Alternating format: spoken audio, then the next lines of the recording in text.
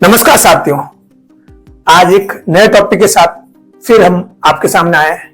New advocate court practice tips में एक और चीज आज आपको बता रहे हैं, वो है जब आप नए वकील बन जाते हो तो सबसे पहले लोग आपको आकर क्या बोलते हैं, वकील साहब मेरी FIR लिखवा दो ना। अब आपको पता ही नहीं कि FIR कैसे लिखे, कैसे लिखे। अब आपको ये तो पता है, हिंदी में बोलते हैं प्रथम सूचना रिपोर्ट, यानी थाने में जो हम लोग कई बार जो लड़ी हो जाती है या कुछ भी घटना घटित हो जाती है अपने साथ, और जो अपन थाने में जो सूचना देते हैं, जो रिपोर्ट देते हैं, उसी को अपन FIR कहते हैं या प्रथम सूचना रिपोर्ट कहते हैं। ये तो आपको पता चल गया। अब आपके पास आप वकील बन गए और आप कोर्ट जाने लग गए, आपने ऑफिस भी चूज कर लिया। अब आपको FIR कैसे लिखे? सपोज एग्जाम्पल के पास आपके घर के सामने कोई बंदा रहता, पड़ोसी रहता है, वो बोले वकील साहब मेरी एक FIR लिखो ना। अब आप कैसे लिखोगे?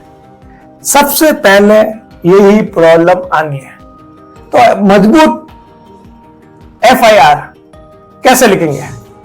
FIR अगर आपने अच्छे से लिखी तो मुलजिम केस में बरी नहीं होगा। जितने कई बार क्या होता है कि FIR ढंग से नहीं लिखते, उनकी वजह से कोर्ट में मुलजिम बरी हो जाता है। तो ट्रायल में FIR का बहुत मजबूत रोल होता है। इस आधार पर ही पार्टी अगले मुलजिम को सजा दिला सकती है। मतलब बहुत इंपॉर्टेंट है।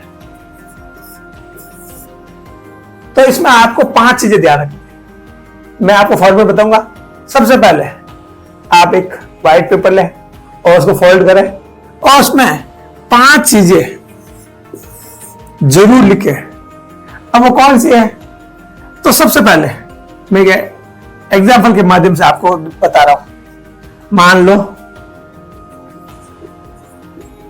श्रीमान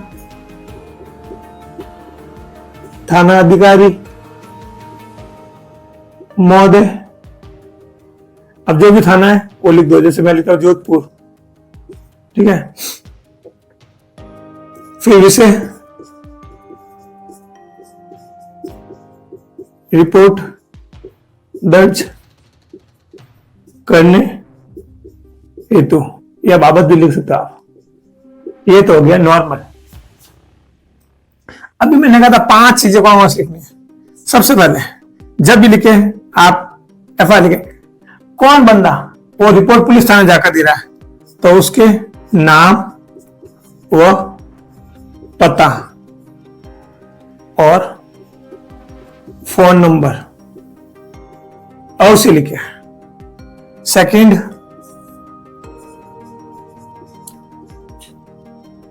घटना का विवरण, मतलब जहां आपके साथ घटना घटित हुई है। मान लो कि सपोज को आप रोड पर जा रहे थे और 4 व्यक्ति मिलकर आपको मारपीट कर दी, तो पूरी घटना का विवरण आपको लिखना है। तीसरा, जगह, तारीख और टाइम, ये जरूर लिखे है। जहां घटना, कौन सी जगह घटना घटी है वो घटना लिखे। फिर तारीख लिखे है। जैसे मान लो कि आज 4 सितंबर 2024, 4 सितंबर 2 लिखे ही है, ठीक है। अब टाइम, जैसे मान लो शाम के 6:10 या 6:30 बजे, 6:30 बजे, लगभग 6 बजे थे, तो ये टाइम और ये बहुत लिखना जरूरी है। फिर चौथा,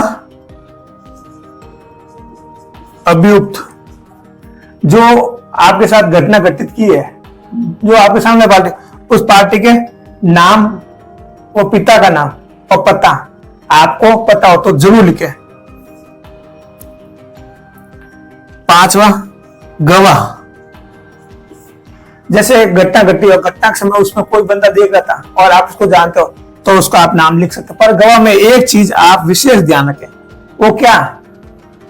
डरपोक गवाह कभी भी के नाम नहीं लिखे, कि वो ऐसा नहीं वो कोर्ट आने में आनाकानी करे या गवाह देने में आनाकानी, तो ऐसे व्यक्ति के आप नाम नहीं लिखे। तो ये 5 चीजें लिखने के बाद आप अपना नाम लिखकर दे दे बस। मतलब मोस्ट इंपॉर्टेंट, फालतू की चीज कुछ भी लिखेगा क्या होता है, लोग फालतू आंसर लिख देते हैं, ऐसे लिख देते हैं, हद ही नहीं। आपको जो घटना घटी है वही चीज लिखनी, एक्स्ट्रा कुछ भी नहीं लिखना है। और अगर ये 5 तो चीजें अगर एफआईआर में आ जाती है तो आपकी मजबूत एफआईआर लिख सकती है।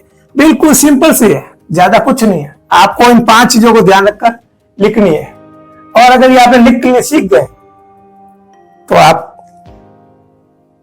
कोर्ट में इसके आधार पर आगे केस में बहुत कुछ कर सकते हैं। सबसे पहले लोग आपके पास एफआईआर लिखाने के लिए ही आएंगे। वकील साहब नए वकील बनते हैं तो वो यही लिखाने अधिकतर लोग आते हैं। आप छोटे बड़े काम लिखाते हैं तो एफआईआर कोई छोटा काम नहीं है, मतलब केस की जड़ है।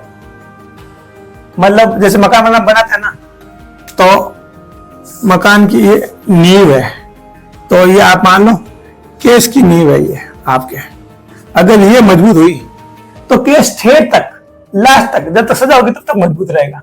और अगर नींव कमजोर हुई तो आप मान लो कि मकान कैसा होगा। तो उसी आधार पर अगर आपका मजबूत केस करना है तो एफआईआर यानी प्रथम सूचना रिपोर्ट मजबूत होनी चाहिए। आई होप आज का वीडियो आपको पसंद आया होगा। पसंद आया तो एक लाइक करो, एक प्यारा सा कमेंट करो, और अभी तक आपने हमारा यूट्यूब चैनल एडवोकेट स्कूल को ज्वाइन नहीं किया तो सब्सक्राइब बटन दबाओ और ज्वाइन। इसी के साथ जय हिंद, वंदे मातरम।